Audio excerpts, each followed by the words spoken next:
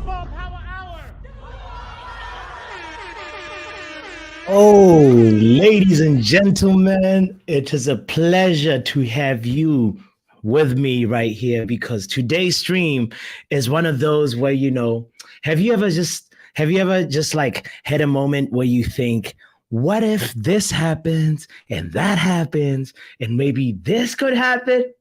This is one of those type of streams where we're just talking about predictions, about literally what a gut feeling could be or what our logical guess could be. Sometimes you're just making a guess out of emotion, sometimes out of some sort of like thinking. I love this because it's going to be one of those things where at the end of the season we're going to look back at the stream and say, look at what we said. And what I say we, ladies and gentlemen, I am so privileged today to be joined by the champion, the winner, the ultimate, Nanny O'Neill.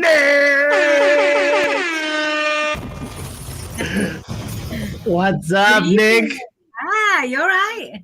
I'm good. I'm just hyped because I'm in the presence of a champion. You're the winner of the Friday Happy Hour Cup. We played a game, a quiz last on Friday, and you annihilated all your opponents. You spanked them, Nick. Like I think it was beginner's luck. I think they all had a bit of No. I totally disagree. It was hiding on the backside. What you did, literally, I think you only got one question wrong, and you it was one of those things where I warned your your competitors. I told them, if Nick gets a head start, you're never going to catch up. And then indeed it happened that way, so big up to you for that, for real, So yeah, I had to invite you for this conversation because, I like to be surrounded by winners, so hopefully some of that winning aura can rub off and winner's circle here. Exactly. I also want to say big up to everybody that's tuned in. Brush is in the house. Smash that like on the way in, people. Nile is in the house too, saying big up Power Hour and champion of the world, Nick.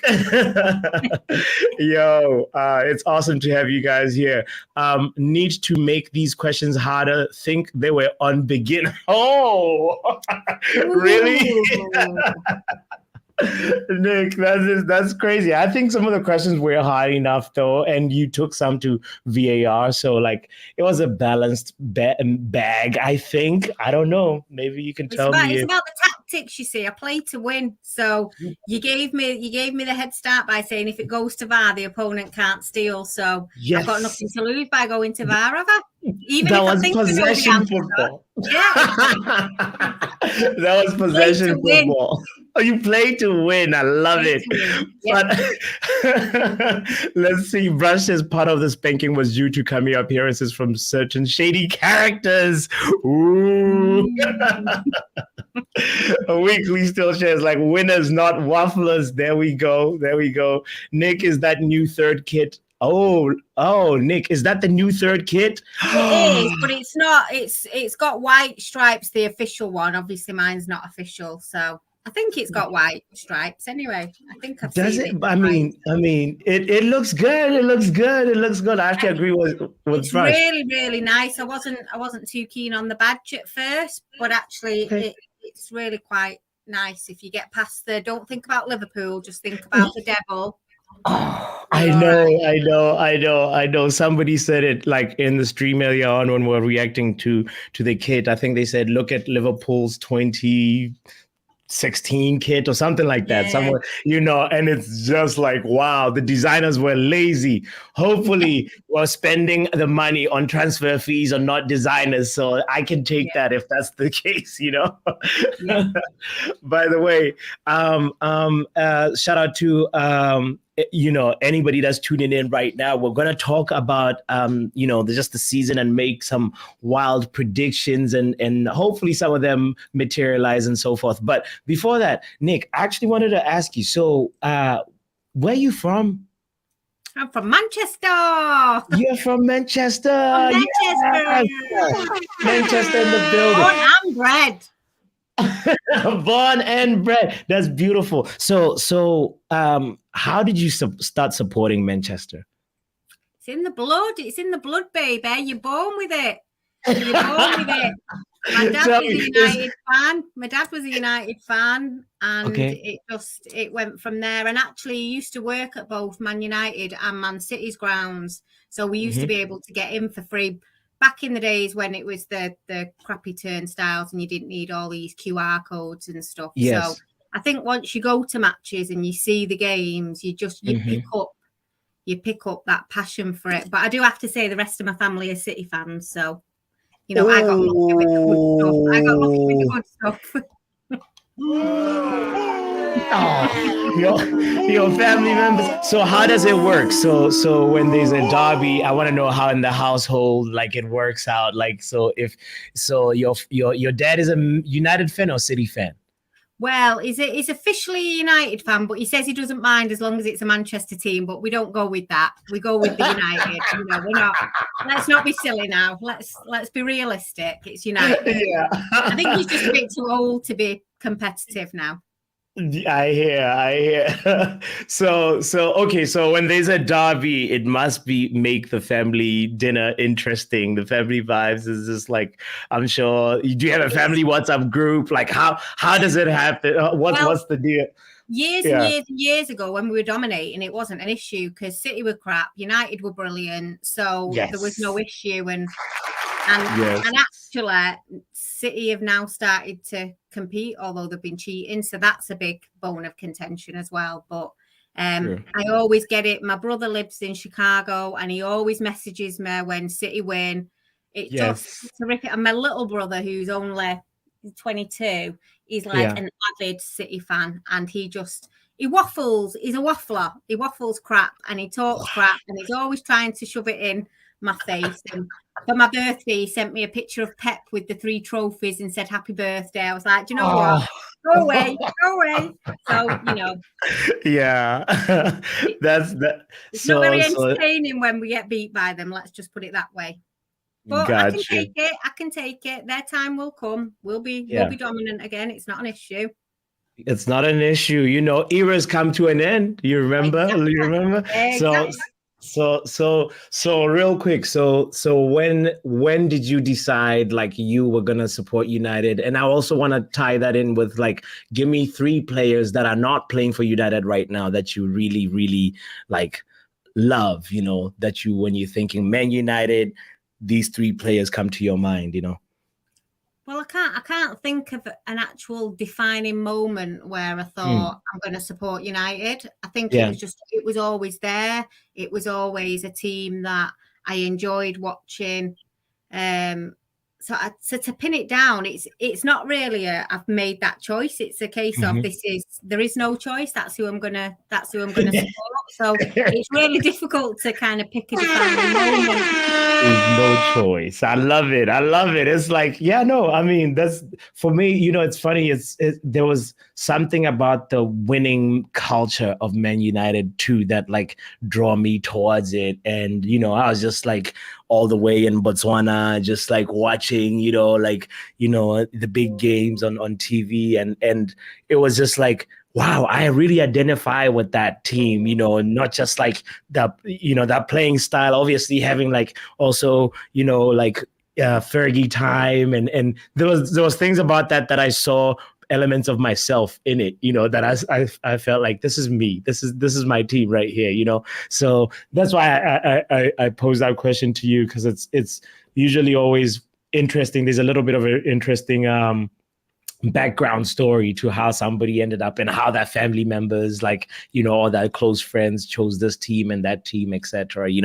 And anyway, so real quick though, you gotta tell me the 3 players. You gotta tell me 3 players, Man United legends that you love. I mean, the first one's Brian Robson. I don't think there's any doubt, really. Fantastic midfielder, amazing player. Ryan Giggs, again, I absolutely, I loved watching him. I loved his creativity.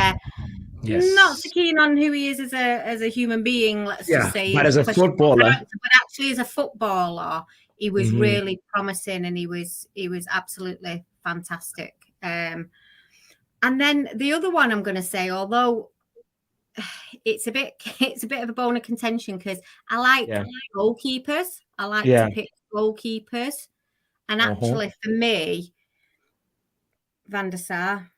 I mean, absolutely incredible as a goalkeeper. I loved Schmeichel. But actually, Van der Sar was incredible. He was an outrageous goalkeeper, I have to say. Absolutely outrageous. But I loved watching him. I loved him commanding his box. I just loved everything about him. His passion for the game was second class. So they're probably the ones. I mean, there's loads more I could pick.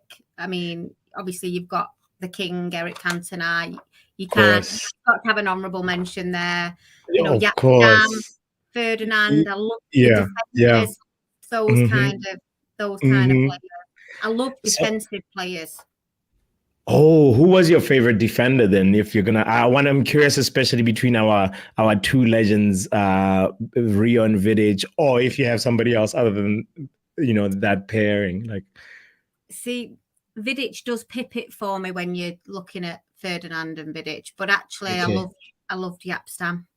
I mean, I don't know. I like the stony looking. I like the stony looking defenders. I think that there's something to kind of like, for me, what Martinez is. Although he's not tall, he looks serious. He's serious. He's a proper defender. He gets stuck in and he commands that back line. So those kind of players are the ones really for me. I mean, we've had some fantastic players, haven't we, at United? But you've kind of got to go with who sparks your interest, who sparks your exactly. I want to watch this player again and again and again, and there's always something about them that. You see, I'm more Rio than Vidic, and you're more Vidic than Rio. Yeah, interesting. Which is, I mean, everybody's entitled to their opinion too. That's what I love about this. I want to say, the Weekly Steel Chest says TalkSport are saying Gary O'Neill is likely to be in charge for Wolves. New manager bounce on the first day. Oh my goodness! Of course, Wolves is our first team. That's bloody typical. Oh, match day one already. There is something that comes in a different way for Man United. It just can't be like a normal Premier League game for us, Yeah, we've got to have the drama. We've got to have the fanatics. Let's just go for it. We'll be fine. This club. Can I have 48 hours of quiet, of just some peace, of just some calm, please? That does not happen. That does not happen. This is what it's all about. Right, I guess. Stephanie says Martin Buckman was my first captain. What a center back as well. Yes. Is that how you say Buchan or Buchan? Or Buchan? It's Buchan, I think, isn't it? Buchan, yeah. I mean, how do you pronounce names? Some people get offended. I don't pronounce my name anyway. Yeah,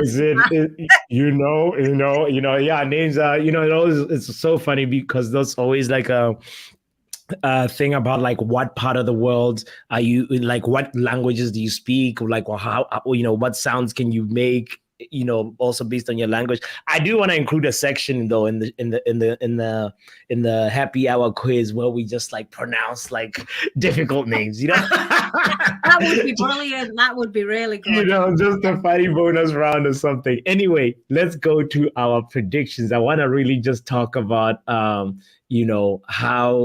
okay, so the first thing I want to address real quick, I want to say, by the way, if you're just joining in, we have like 20 people tuned in. I appreciate y'all. Please make sure you hit the like button. Make sure you subscribe if you haven't done so. We are actually 7 subscribers away from 700. Yes. So please make sure you do subscribe and support the channel with a like. The video will get more exposure if you do so. So before we talk predictions, real quick, Nick, we have to touch on the. So we bought this striker called Rasmus Højlund. Mm-hmm.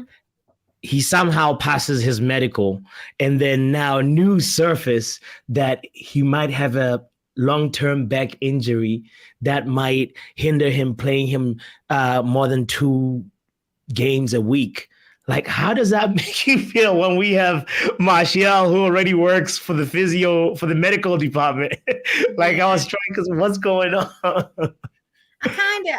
I read it at first. I was like, oh, for God's sake, we've got Tony Marshall ×2. This is just going to be ridiculous. And then I thought, well, actually, he's a young player. He's not fully grown yet. If you think about how long it takes you to like stop growing, I think it's 21, and I think he's 20. So if you think about it in that sense, I don't think it's necessarily a negative. I think he's still got that growing and developing to do. Yeah. And I also think it might be a little bit of a tactic. It might be a little bit of a tactic of let's ease him in gently. So let's say that this is the issue. And actually then if he's not playing, because ultimately when you sign a new player, the expectation is that they're going to come in and play every game. And actually if Ten Hag wants to ease him in gently, the bad press he'll get from not having him play every game, he might be working a little bit on that. And if he does play more than 1 game a week, then up there for thinking, down there for dancing. You never know. You just never know. I see your logic. I see your logic. It actually could be a really, if that is actually the situation. I mean, I'd love to because it made me concerned to just think that, like, how are we signing a player that we know has long-term injuries, and we are actually just putting a lot investing in this player, so anyway, at the end of the day, we shall see how he performs when he gets here. I think probably it's rumored maybe September 3rd, that game versus Arsenal. That's probably when we might see him, but he'll be eased in. Brush says expected him to be eased in anyway. He's only 20. I don't think I don't think the whole of the United fan base would have expected him to be eased in with the money that we've paid. I think they'll have expected him to just go straight for it. So exactly. I mean, Superfly agrees with you too, so it makes sense. It makes sense. Right. Smash the likes, people. Yes, thank you, Nala. Appreciate you. Højlund will be okay. Stephanie says Højlund will be okay. Let's be positive. All right. We're gonna talk also positive season 23-24 season predictions when we come back. Make sure that you are tuned in for this, because there's gonna be some takes.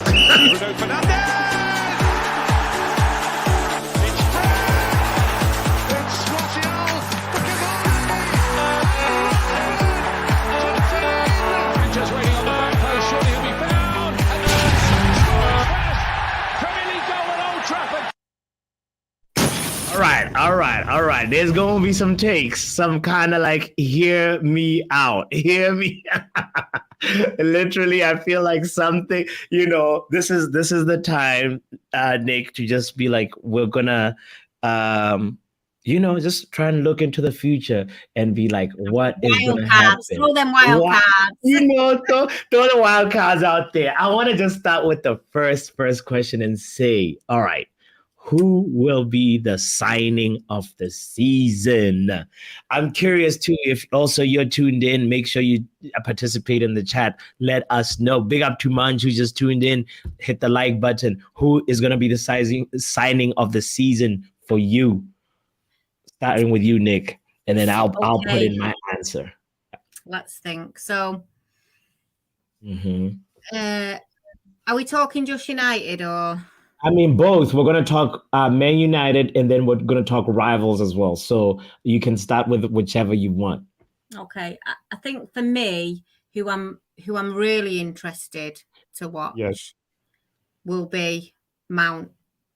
at United. I'm really, really interested because I've admired him for quite a few years, and I don't think it's fair to go off his form at Chelsea because let's face it, I think Chelsea have struggled really, and I think the system that we play will suit him much more. So I am really excited about him playing. I think that him and Bruno will be a really good pairing. I think if we're talking about those attacking players and the creative players, I think he's got that in him.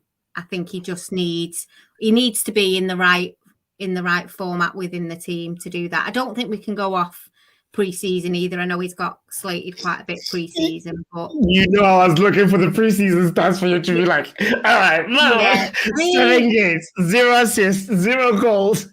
You know what? It's pre-season. You either rate it or you don't. And for me, pre-season is about match fitness. It's about the players, how they gel together.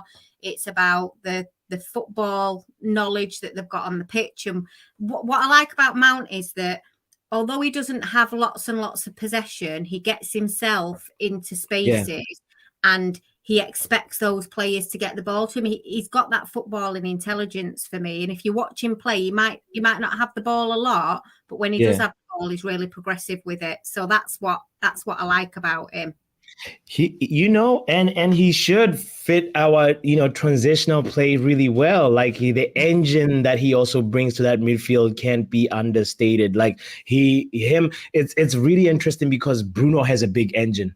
Bruno has lungs for days, and now Mount also has big lungs too. I think like we're gonna be witnessing, especially when we're playing teams that allow us to have a lot of possession, we're gonna be witnessing some really dominant type of football that we were not even ready for. So I kind of see where you're coming from with Mount. Hopefully, also he's been saving the best for the season, right? Because there's that superstition sometimes that like bad preseason means good season. Preseason.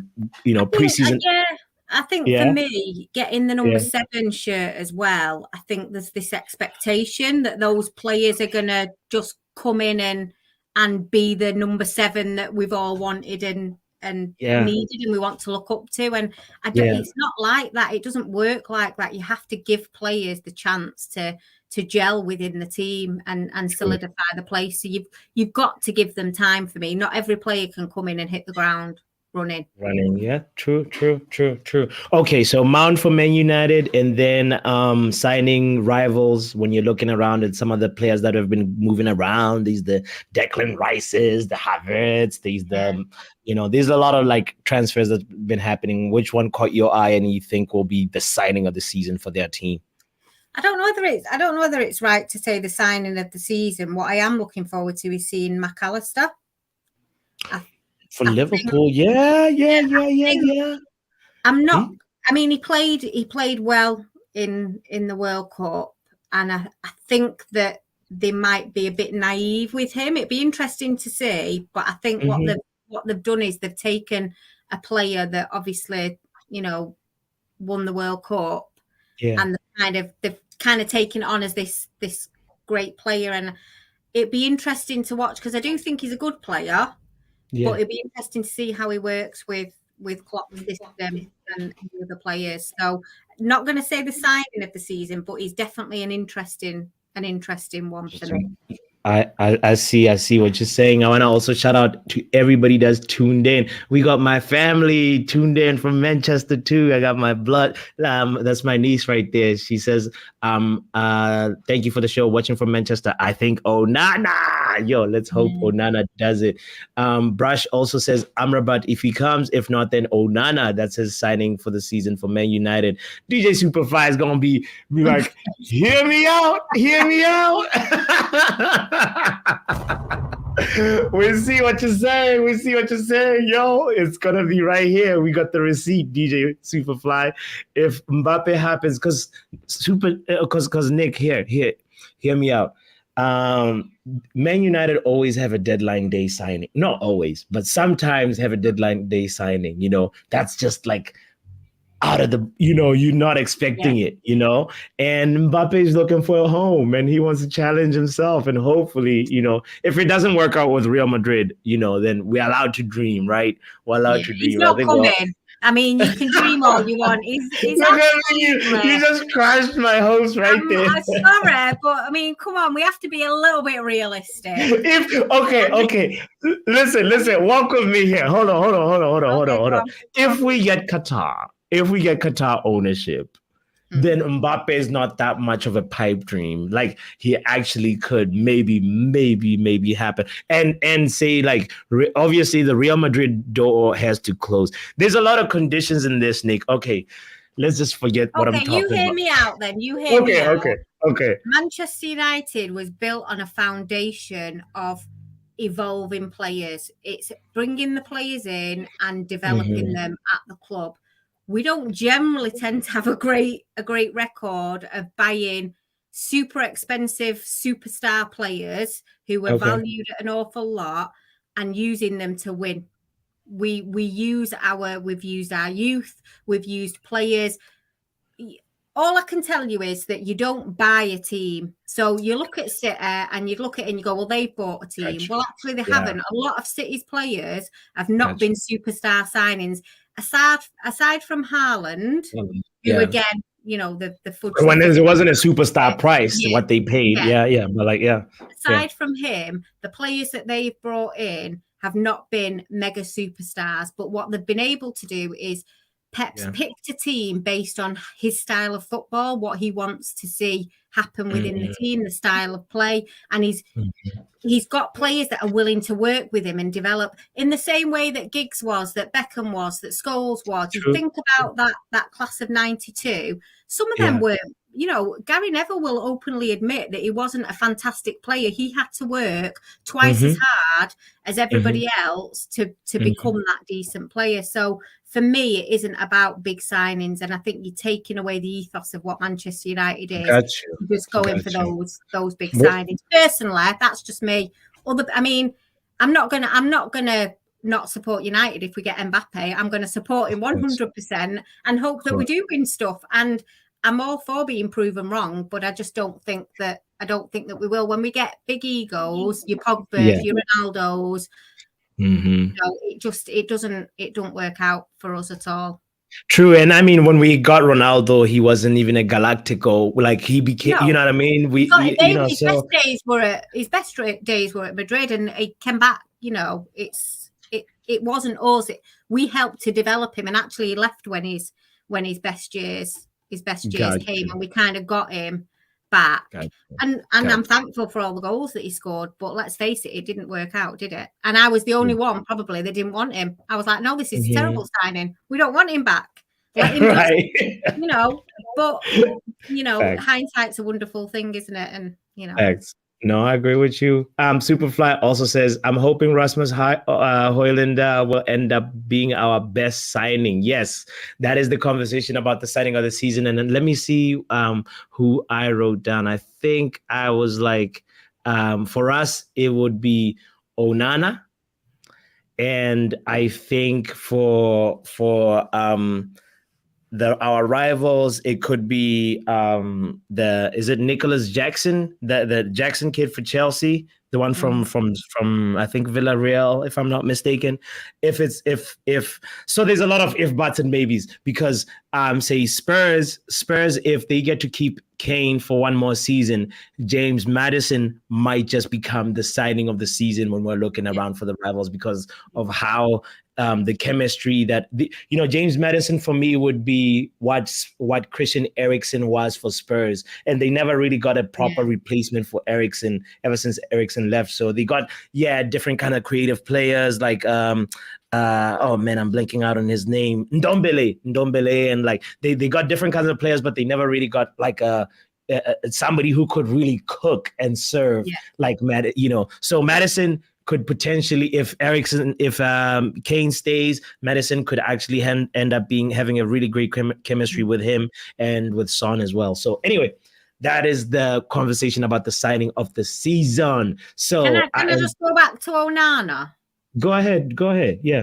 So I toyed with having Onana as the signing of the season.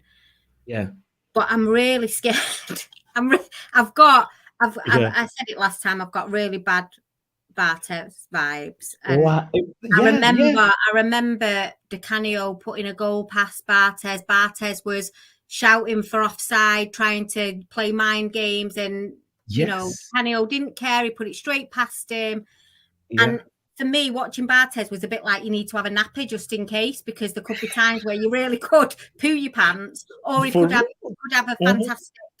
a fantastic game. So that is my only issue. I like Onana. I like the way he's confident on the ball. I like the way that he comes out as a sweeper keeper. A sweeper keeper for me is not at the halfway line, though. That is the only thing that I will say. There's a time and a place, and the halfway line should be very, very last resort stuff.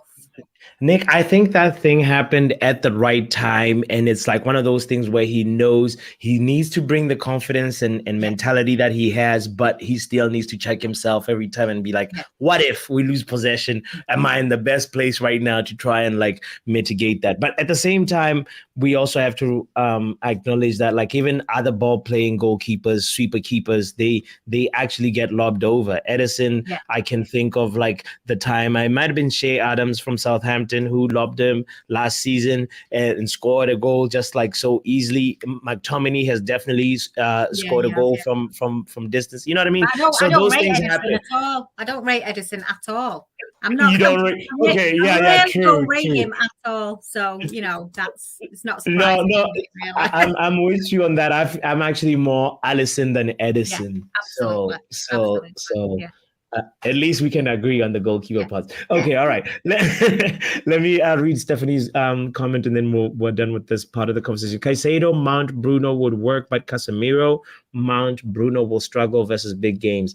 Amrabat or Maino needed instead of Mount, probably as Bruno captain and always play. Yeah, Bruno always plays big engine. But the games are gonna be quote unquote longer. I say that in quotation marks because I think like Bruno now is going to be managed a little bit better with Mason Mount around.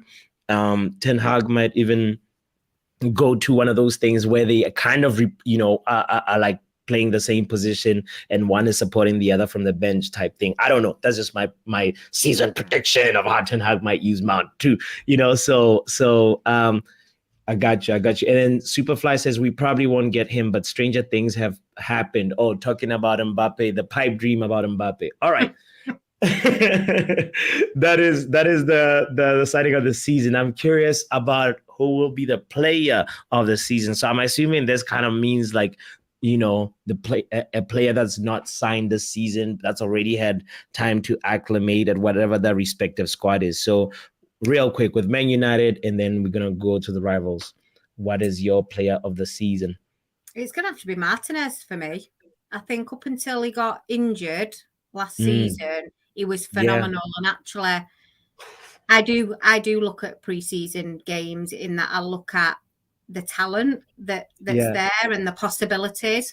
And actually, for me, Martinez is everything that a leader of that back four should be.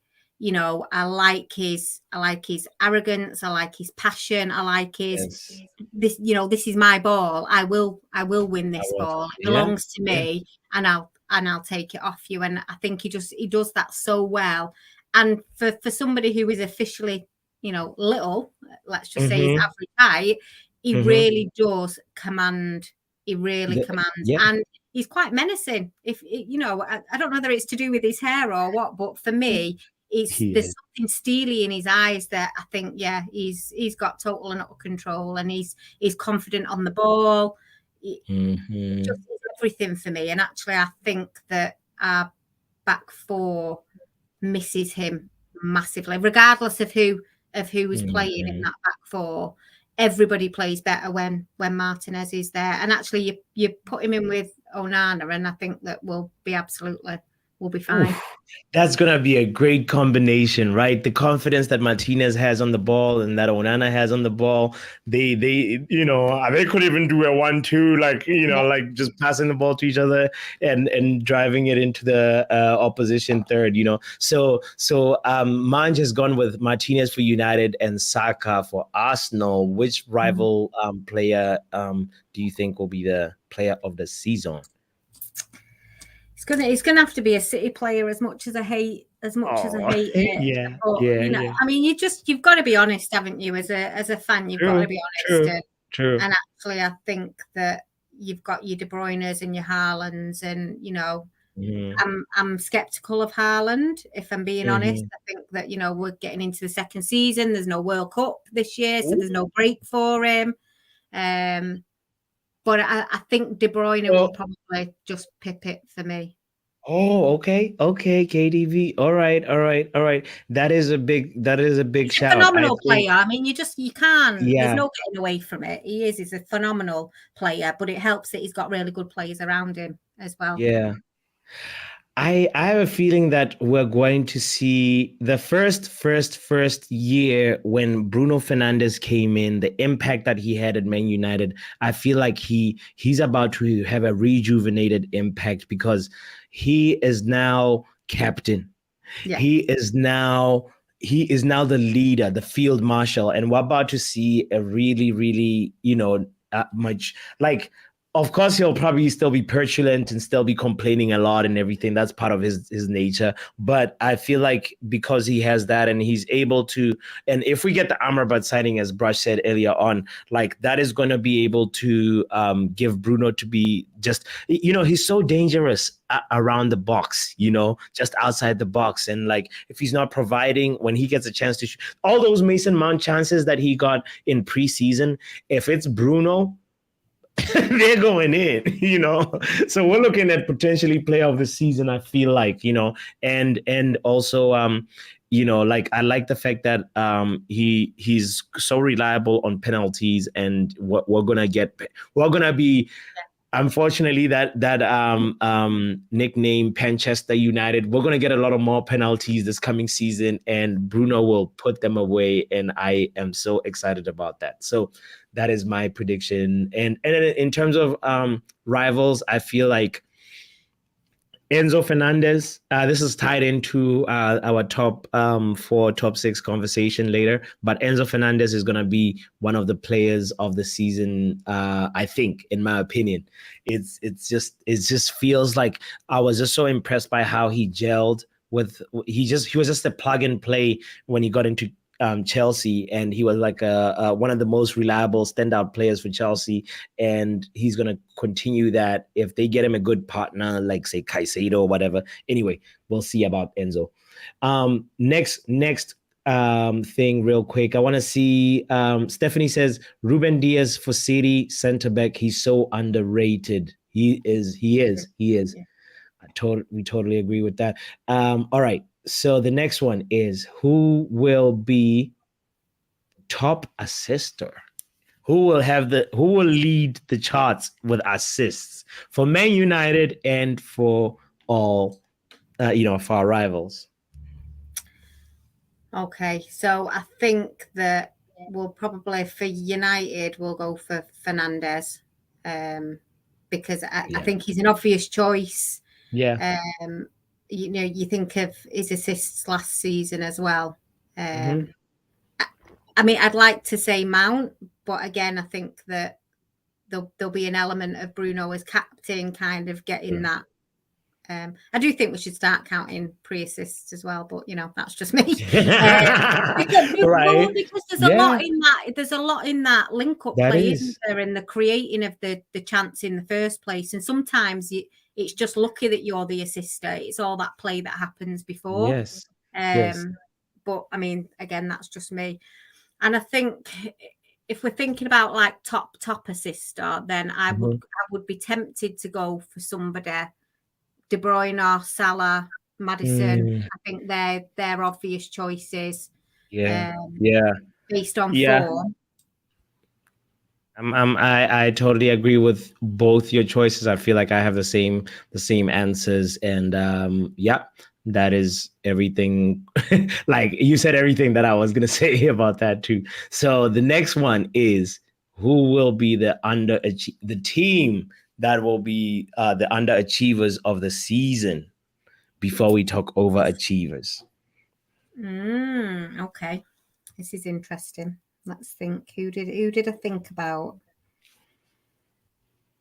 I actually think that Aston Villa will be an underachiever. Ooh, I think they've got pedigree. Okay. But I don't quite think they're there just yet. I was thinking about them last season, and I think it's just the whole. I don't know. For me, there's just always something about them that potentially they could always be better than they actually are. So I think that they will. They'll drop really quite low this season, if I'm potentially even in the relegation zone, quite frankly. So I think that they'll massively underachieve. Unai Emery, like if I feel like if that happens, it'll be probably because maybe they're like distracted by I think they are in the Conference League or Europa League. And they'll be distracted. They'll be distracted by that. Like it's just one of those things where if they have enough squad depth to be able to compete on both fronts, and then also probably look like with the other domestic cup, it's gonna be one of those things. Is like, how does Unai Emery play it? But in terms of they'll prioritize Europe, because they've got no chance of winning the Premier League, so they've got more of a chance of winning in Europe than they have of winning the Premier League. So I really think that, I mean, you look at West Ham last season, you've got to look at how the other teams perform, and actually you can tell by squad selection, things like that, what managers are favouring, and I really do think that they'll favour. Okay, they brought in terms of their incomings this season. Aston Villa brought in Tielemans, Pau Torres. Pau Torres is a big shout. That's why they'll underachieve, because I wanted Tielemans at United. I'd have taken him as a free, and I think that they've got some really good players, and that's why they'll underachieve. That's why I like the logic, because they've stolen him from us. I see why you're making this claim. And then Moussa Diaby as well from Bayern Leverkusen, so they I get what you're saying. If they get distracted by fighting on different fronts, and then Unai Emery doesn't really know how to prioritize, then I see what you're saying. But and then so for me, I think I had, oh my goodness. So I had Liverpool. Hear me out. Liverpool. Shout out to Jarvis. Jarvis is in the building. Shout out to you, brother. We're talking season 2023-24 season predictions. Who will be the underachiever of the season for you, Jarvis? Which team? I think Liverpool are going to have the stinker of a season that Chelsea had this season. Here's the thing. Like, Klopp doesn't seem to really know what reinvention means. So he's going to keep the same tactics. And what he did is just like change the midfield. Now, that could work, but it also could backfire, because the midfield is the engine, Nick. I feel like the midfield is the heartbeat, and games are won and lost in the midfield. And when you bought good quality players, the Szoboszlais and McAllisters, and but at the same time, it's gonna take a couple of games for them to make mistakes and learn from those mistakes. And Liverpool are a strong contender to being the underachievers of the season for me. Go. Let's talk about the dark horse. Top 6 then. Say what? Not in your top 6 then. You can see where this is going. Stephanie says Klopp focusing on Thursday night football. Exactly. and you know what's crazy, Stephanie? I feel like Liverpool might meet Roma in the Europa League final, and then we're going to talk about that in a little bit. Brush says Liverpool haven't got a proper DM yet either, and that defense is aging. Van Disney isn't what he was, and Matip is pretty much done. Matip is he's that Johnny Evans, you know. He's Hey, don't be like Johnny Evans now. Come on. no. Okay, Johnny Evans is even quality, so I'm complimenting Matip now.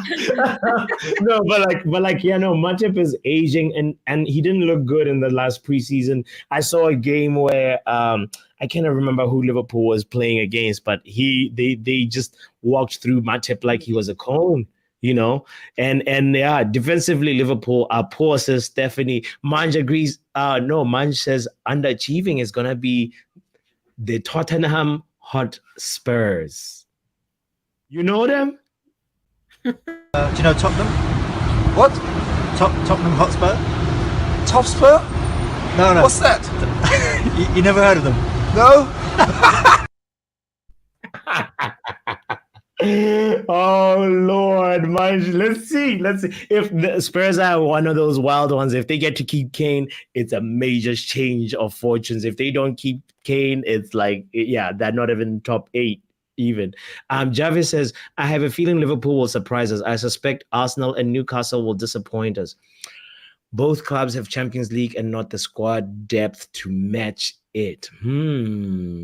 Liverpool will surprise us. I hope it's a negative surprise, Jarvis. That's where I'm at with it. You know, so okay, underachievers. Who's your dark horse? Who's going to be the overachiever of the season?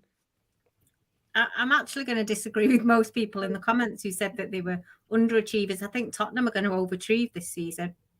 Oh, I really, if they keep Kane,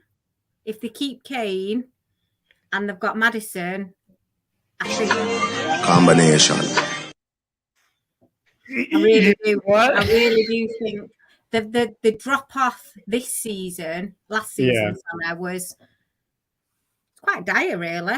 Sure. No pun intended, but I think if they keep Kane, they'll overachieve this season. Yeah, it's wild how you know Kane was right behind Haaland in the goals that he got, you know. Mm-hmm. And now if he actually has somebody that will serve and build a chemistry with him, that would be really, really great. Let's see. Also potentially Burnley though. Burnley might just be one of those teams. You know how like Fulham and like Brentford were like, you know, giving top teams problems like last season. You know, it might just be one of those things where where Burnley come in and hit the Premier League by storm. You know, I just got a gut feeling. I really can't base it on anything like other than a gut feeling. You know, who's the manager now? For Burnley, it's Vincent Kompany. And they've been playing track. He got rid of the Sean Dyche football. They're not like the typical like you know how it was just like long ball Burnley, set piece Burnley, like you know they really were like very like stiff and rigid as a team. But right now, Vincent Kompany has them playing this fluid football where the fullbacks overlap, and it's wild. It's like that totally different identity altogether, you know. That's why I hope that they don't do well, because they've got Vincent Kompany. He's an ex-City player, and we can't be having that. I'm like, the sour grapes. We're not having anything. City are not having any hand in any people's successes at all. So Nick, he's Arteta 2.0. So Pep 3.0. That's what's happening pretty much with Burnley. I'm just not having it. I'm not having it. It's not acceptable. It's outrageous. Jarvis agrees, says Burnley will surprise us. Kompany have made them really, really good. Executioner says Aston Villa's window has been cooking so far. They might be the overachievers this season. Yeah. Unai Emery definitely they reinforced. They actually you have to give them, the credit and say there's been other teams like say West Ham that were horrible, but Unai Emery has made sure that Aston Villa has like we've talked about the Diabys and the Pau Torres, like who's a really good player, and I know you're making that that prediction because you're salty, Nick. But I am not salty. I resent that. yeah, like they're gonna do bad anyway. Mine just like Burnley. I see what you did there, man. Really funny. Stephanie says Wergos will be on fire next season for Burnley. You just watch. Has he not signed for someone else? Did I not just see that he signed for? Was it some German club? He's gone on loan to somewhere else. I have not been keeping tabs on Wergos, so like, yeah. If he comes back to Burnley and tears it up for Burnley and scores Premier League goals for Burnley, I'll really be pissed. But what I'll say about him is that I saw a post. He put up a little appreciation post that was, kind of like heartfelt and like, I really appreciated it. I think it was even probably like yesterday or even earlier on today. And I think, it reads something like this. Here we go. I found it.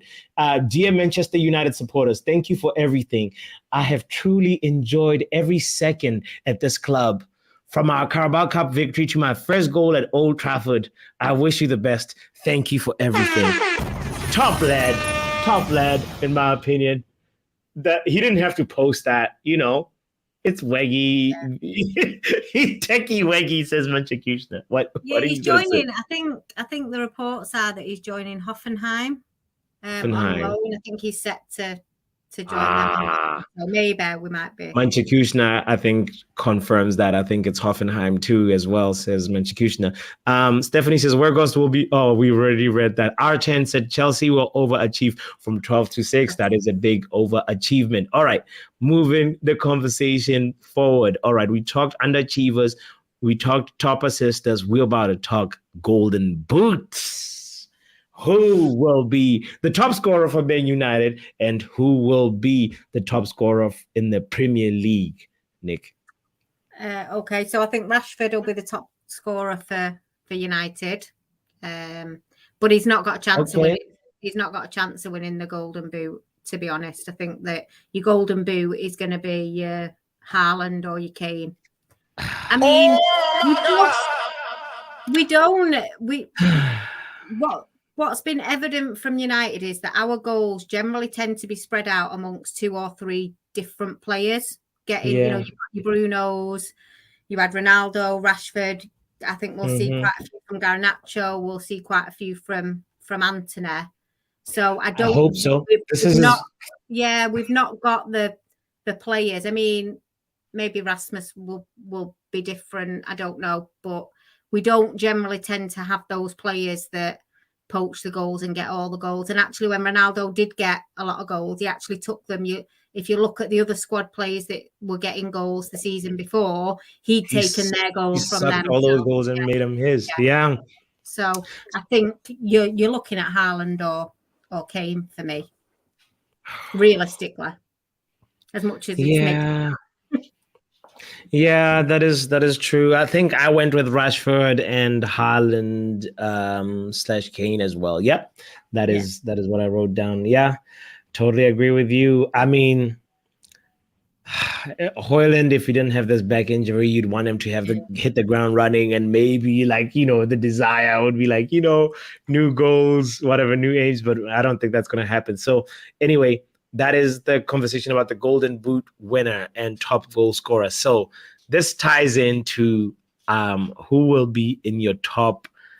I guess the 5th position is also important to contextualize in this because like that will be like dependent on like the team's like history and heritage in Europe and stuff. But like that 5th position will be important to talk about because it's Champions League qualification next season. So I think the question that we'll pose is who is in your top 6? So I know, Nick, who missed out on that, 5th position to be number 6. So who is your top 6? You can say them in order from no particular order. Do you want order? No particular order, because okay, no particular. Let's go no particular order. All right. Okay, so everybody too in the comments too. Your obvious is United in the top 6 for me. Wait, say that again. United have got to be in the top 6. Okay. Manchester United, not Newcastle United. Let's just clarify that for you. Yeah. Yes. Thank you. City will be in the top 6. I don't think there's any doubt. I also think when I'm talking about overachieving, Tottenham will be in the top 6. Okay. I do also think that Arsenal will be in the top 6. How many is that? Is that 4? That is 4, yeah. Liverpool. 2 more positions. Liverpool. I think Liverpool are going to surprise us this season. And it's interesting because I think somebody else said it as well. I think they are going to be a dark horse this season. I know somebody said about the defence, but actually it can go either way for Liverpool, I think. And I think this will be the defining season for Klopp. I think that this will really be their defining season. And actually, I went for a bit of a wild card. Oh, for the 6th position. Who's that? The 6th position. Are you ready for it? I'm ready.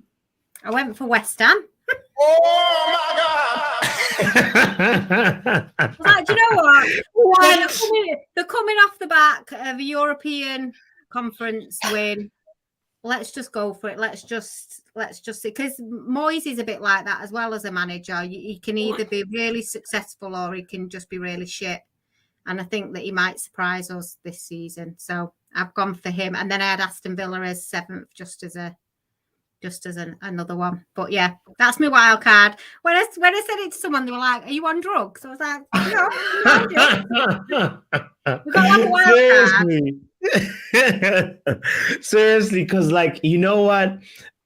This will even make more sense in a moment. But I wanna catch on what Munch said. Munch said, we're gonna go talk about relegation in a second too. Kelvin was talking about the Golden Boot winner is very much open this year, but Kelvin, you did not say who, but thank you for tuning in from Facebook. It have no favorite this year. Okay, all right. Well, Kevin is still catching up with the conversation. I think Kelvin is still behind. But Jarvis also with an exclusive. West Ham working to conclude. Oh my goodness. James Ward-Prowse from Southampton as soon as possible, says David Oinstein. We should be pouncing on Prowse. No, to be a squad player, rotational player, you wouldn't want James Ward-Prowse. I know that's like a divergence from the topic, but for me, I like James Ward-Prowse's set pieces and his free kicks. I think if we had that in Man United, it would be so much better. But if he's willing to accept. Yeah, there's tons of players that you can pick and say actually within our squad they do really well. But I think I kind of try and stay away from who do I want, who should we pounce on if they've signed for somebody else, because I just think, do you know what, Ten Hag's got the people he wants, and he's got the vision. He's got a specific vision. Yeah. You got to salute him for that. Okay. Top six. R10 says Chelsea, Newcastle, Liverpool, Arsenal, United, City. All right. Here is my top 6 in no particular order. All right. We have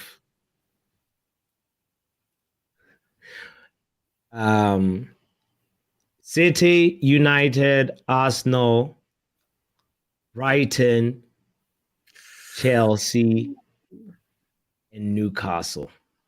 Ooh. There is no Liverpool, and Spurs is contingent. If they keep Kane, then I substitute Newcastle for Spurs. But it is that. It's City, United, Arsenal.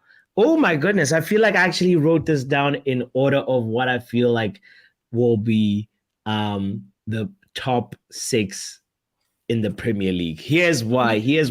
Listen to this, Nick.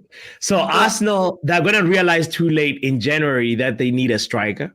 That they're going to realize by Thanksgiving and late November that the goalkeeper dynamic is messed up. They can't build a rhythm with David Raya and with Ramsdale, and they're going to be making errors in left, right, and center, like defensive errors that are so easy that it'll cost them in the end, and they'll end up in third position with all the investment that they made.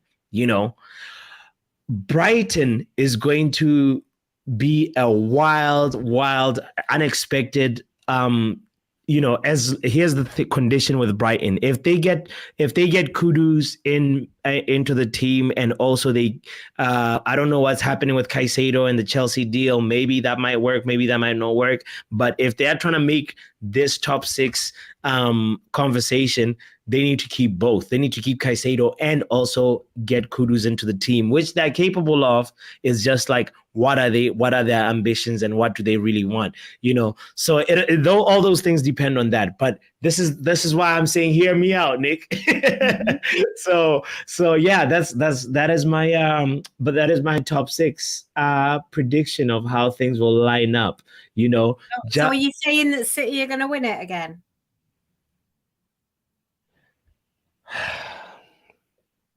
So, when we started the show we said, if this, that, then this, then maybe that. So Nick, walk with me, right? Okay, I'm walking. Kevin De Bruyne, right? He had a hamstring injury in the Champions League final, right? Mm-hmm. So Kevin De Bruyne, by match day 15, this hamstring injury is going to be back. This is the first thing that will start. City have to have like a couple of things go wrong for them not to really, really, really be number one. So it will be Kevin De Bruyne, and then having a hamstring injury that will take him out for like 5 weeks or something. By the way, I'm not wishing this on him, but I'm just like, Yeah, you are. Come on. I'm realizing that I'm like, this is like, yeah. but like, we're just projecting and talking if, buts, maybe, situations, whatever. So whatever. Okay. If they get rid of, it seems like Kyle Walker is going to stay. They just offered him a new contract that's improved and etc. So that is going to be good for them. But the fact that Cancelo, if they lose Cancelo, and also, you see, I just feel like Kovacic is not a good enough replacement for Gundogan, who they let go. That like, he used to bail them out on like 3 or 4 occasions in a season, and they're not going to have that anymore. And that's going to be the difference between first position and like second or third. So City are going to be the team with the biggest regression next season. Hear me out. I'm here for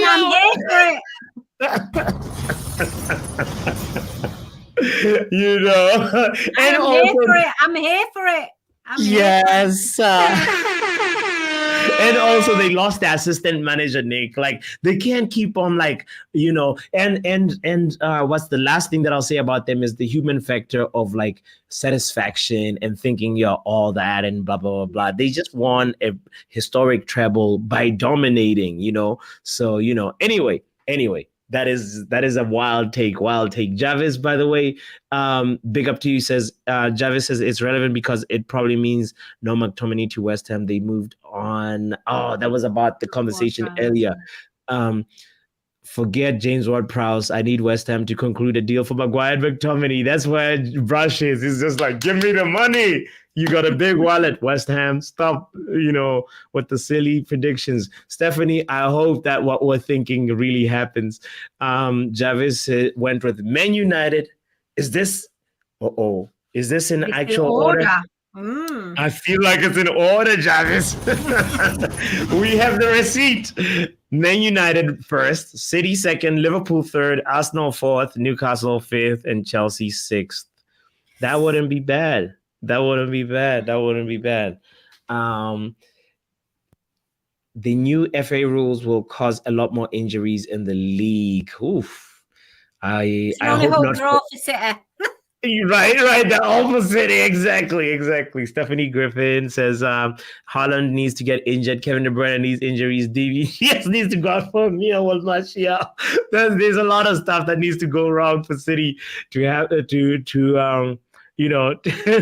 to challenge again. But anyway, so that is the top 6 conversation. It ties into who are your bottom 3. I want to know who is getting relegated. We mentioned earlier on. Manj mentioned this. Let's have a look. And Jarvis said Everton and Sheffield United are getting relegated. As well as Luton. As I guess Jarvis is including Luton. Yeah. I think everybody includes Luton in the relegation. But That's go ahead. really I'm curious. What's yours? That's really sad. I feel like I need to back them now because everybody's going to go against them, but I won't. Nick, you saw that stadium. Like the only thing I know about Luton, I saw that stadium and I was like, I don't think they're going to make it. No, I don't think no. I think they're going to go down. I actually think, and hear me out. All right. I think that Wolves are going to struggle this season. I think that they may potentially be in that relegation battle. I'd like to pick somebody like Crystal Palace, but they're always mid-table, 11th or 12th. If you look back over the season, that's kind of where they are. Everton, I think that they're probably going to get relegated, and I'd probably say, I know I've already said 3, but I think that if it's not Everton, then it is going to be Sheffield United. Yeah. Wow. I think it's going to be tough. It's going to be tough for these teams that have come up, especially the likes of Luton Town. Burnley, not so much because they've played in the Premier League, but I just think that some of these clubs are really going to struggle with the intensity of the Premier League. They're going to struggle with the amount of games. They're gonna struggle with everything else that happens during the seasons as well. So, and again, those clubs that have just come up, they're not going to have Burnley, not so much, but definitely Sheffield and Luton Town. They haven't got the players to compete with the other teams. They kind of need a bit more They kind of need 2 or 3 seasons to get those players in, but it's just not going to happen for them, unfortunately. I hear what you're saying. Come on, look at Luton Town Stadium. Look at this. Okay.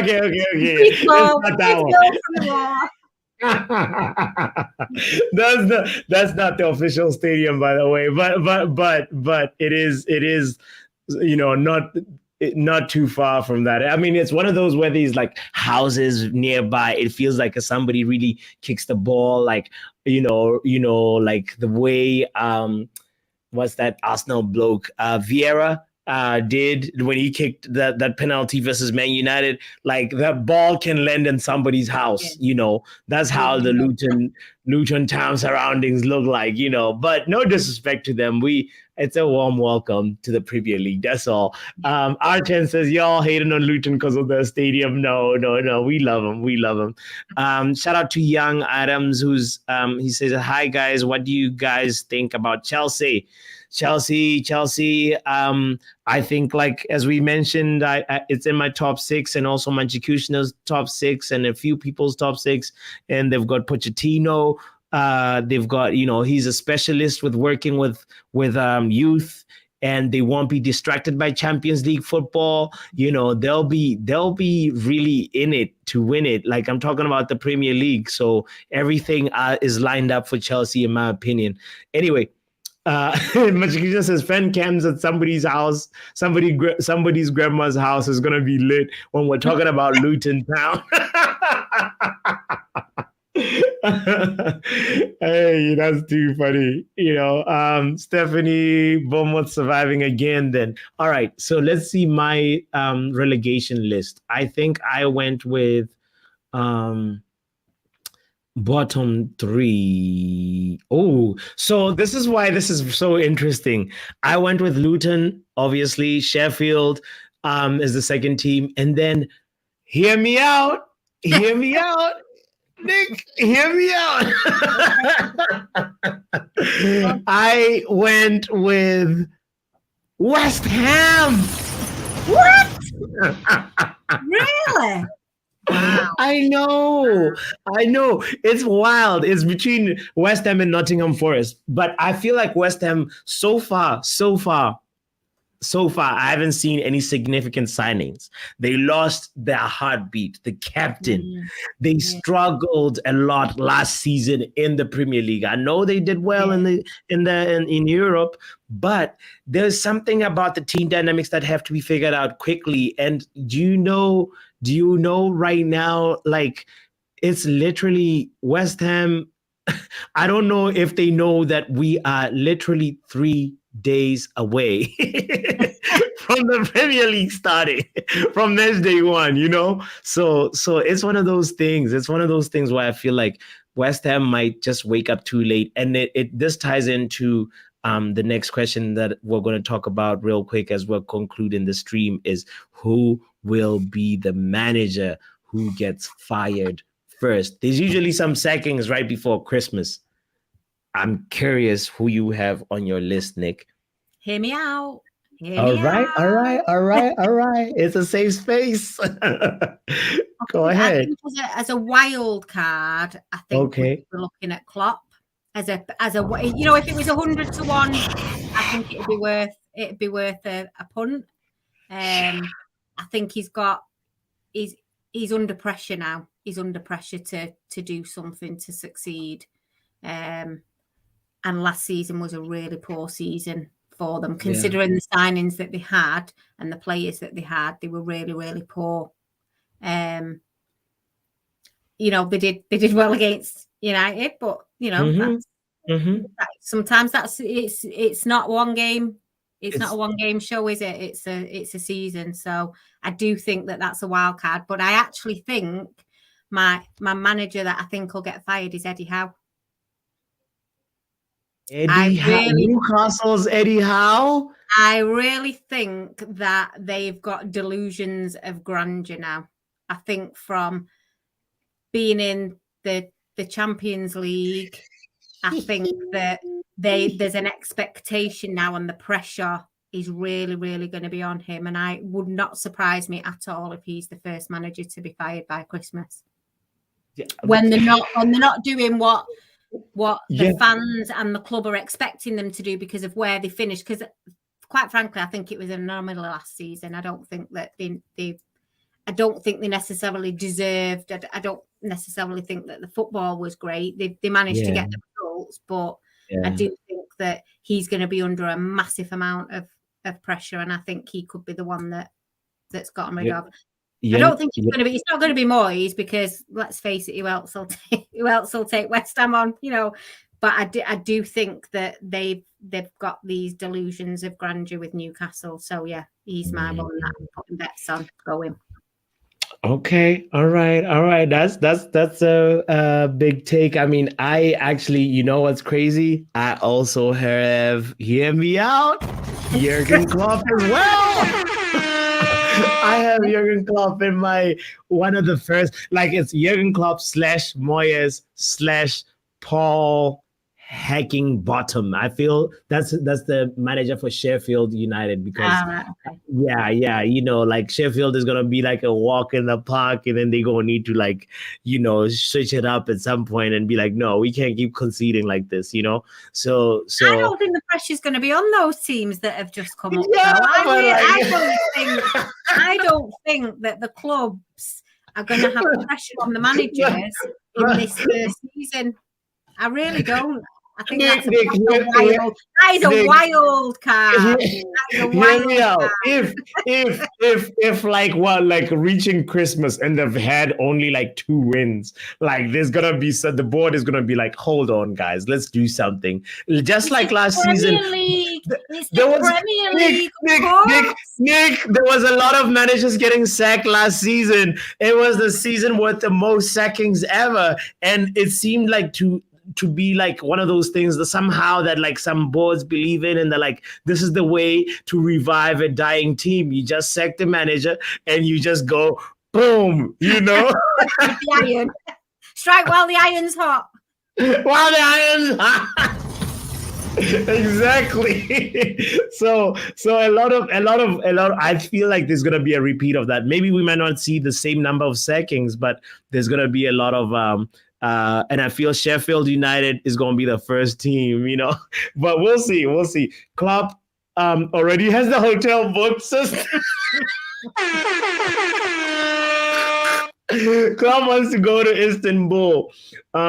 Stephanie early on predicted it's going to be Arteta. Manch predicted it's going to be David Moyes. I'm with you on that one, Manch.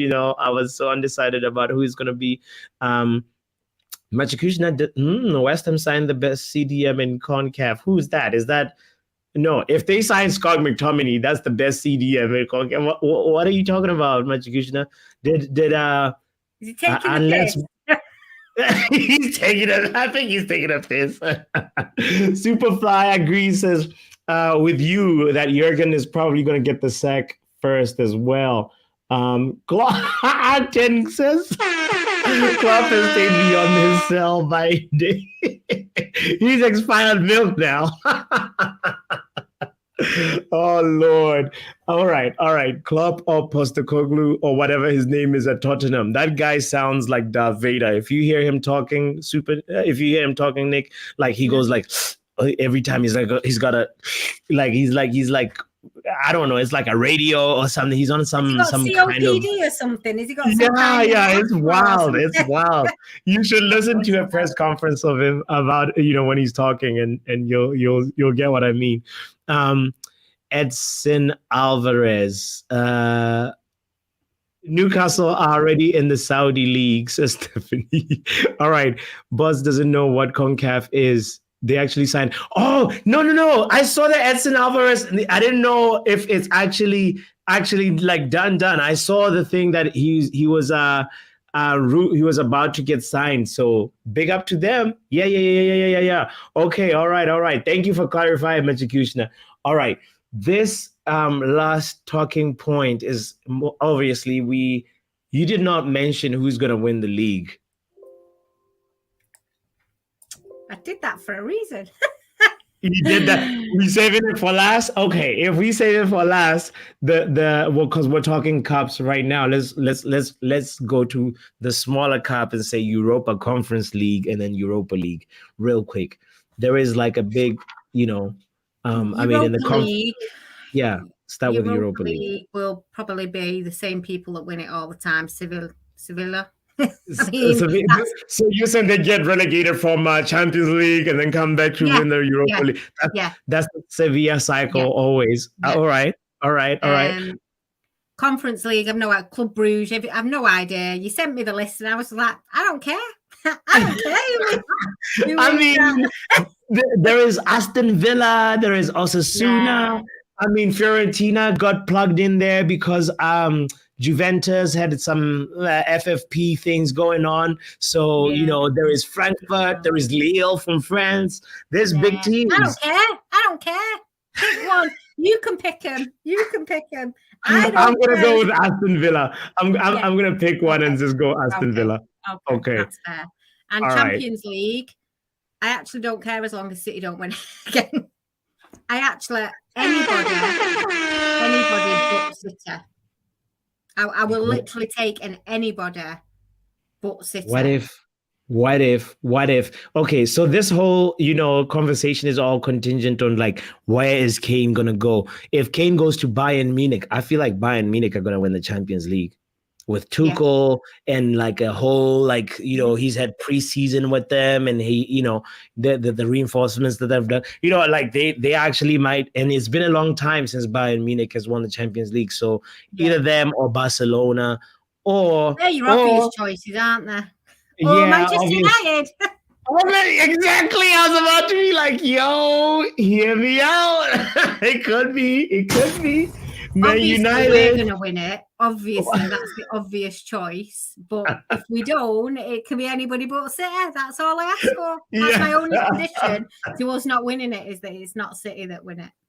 Thanks. Shout out to Shay Arsenal, who just tuned in saying, yo, I think Arsenal will be in the semi-final of the Champions League. Yeah, right here, man. I don't think so. Artenson, if they get Kane, they win it. Arten agrees with me on that one. Bayern won it in 2020. Oh, yeah. So it hasn't been that. So Barcelona has really been long for Barcelona. But I feel like Xavi doesn't have the necessary experience to be able to like try and win the La Liga as well as Champions League. But who knows? Who knows? It's a prediction, talk, gut feeling, whatever. If Real Madrid get Mbappe, then Stephanie, you're right. Real Madrid win it. Yeah. If they get Mbappe. All right. Let's take it back home to the Premier League and end the show on the Premier League. So, and before we talk this prediction, by the way, Nick, I think earlier on, Brush mentioned a comment about, I don't like saying flop of the season or flop signing of the season. Who will be the least impactful signing of the season before you talk the Premier League title? And then we're wrapping up the conversation. So who's going to be the least impactful signing? For United or for the whole? For United and for rivals. Yes. I feel a bit tight, actually, but I do think it's going to be Rasmus. He's going to be the least impactful. I know it's really sad, isn't it? It's really sad, but I don't know. There's something about the way we hype players, and I don't know if he has really got this injury, if he has really got this persistent back injury. I think that's going to be a major blow for us and what Ten Hag's trying to do. Yeah. I really do. I mean, I'm hoping that it's all mind games and that, you know, he wants to ease him in gently, so he's kind of come up with this. But I think so. I think he's going to be the least. Oh, everybody's saying Mount. I knew they'd say Mount because of the preseason. Yeah. That's what it is. It's preseason madness. It's a preseason Mount. Hopefully, I think you are saving the best for the season. I think like he will have an impact. Okay, least impactful for Man United.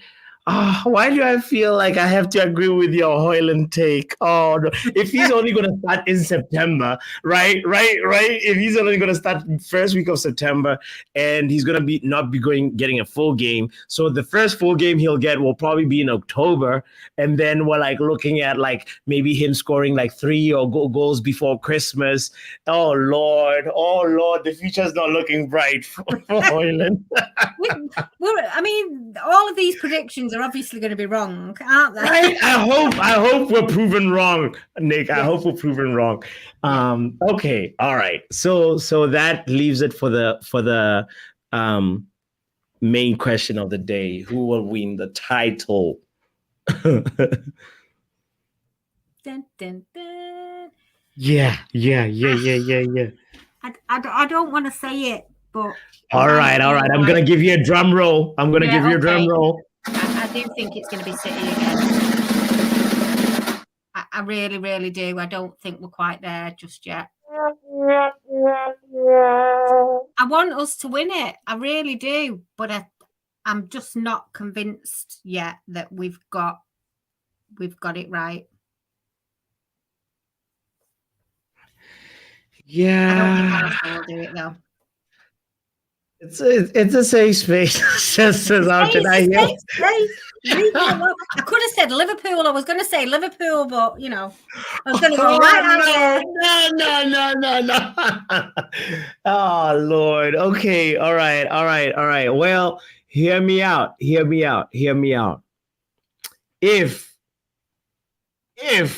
we get Amrabat,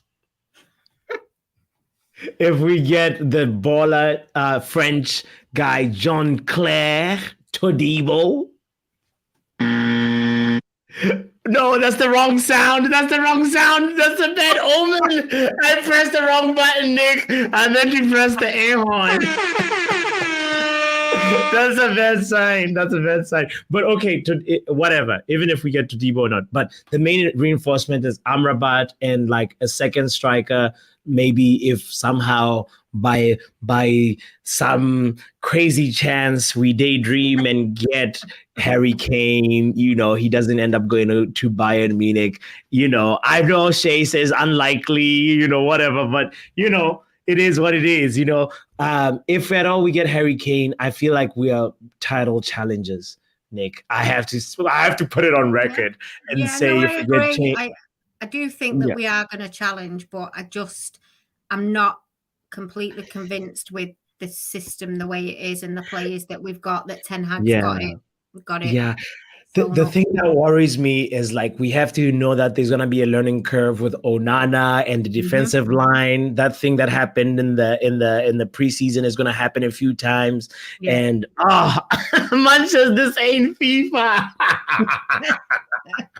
King 2024 free transfer. Yo, we will be there when that happens. We will be there. By the way, guys, it's been such a really, really great conversation, great predictions and hypotheses and whatever. And also maybe speaking some things into existence, Nick. I don't know. I feel like we talked about a lot of things and some of it will materialize. Some of it hopefully will materialize, And what we need to do at the end of the season is look back over the highlights and see whether we got anything right. Right. This stream will be there as a receipt. Collecting receipts. Right. And I will stand with you, Superfly, DJ Superfly, and say City are the team to have one of the biggest regressions this season coming up. Manifest you heard it here first. Speak it into existence. Let's just go for it. when Haaland stops scoring, my goodness. Oh, yes. We will be there. And De Bruyne gets the hamstring injury. We will be there. Man United lifts the title. We will be there. Hey, big up to everybody that tuned in and commented. Thank you so much, Nick, for your time too. Superfly, Brush, Shay, Arsenal, who's a very brand new subscriber to the family. Big up to you. Shay was so close to 700, and it's thanks to you, Shay. I appreciate you, Manchesterunited.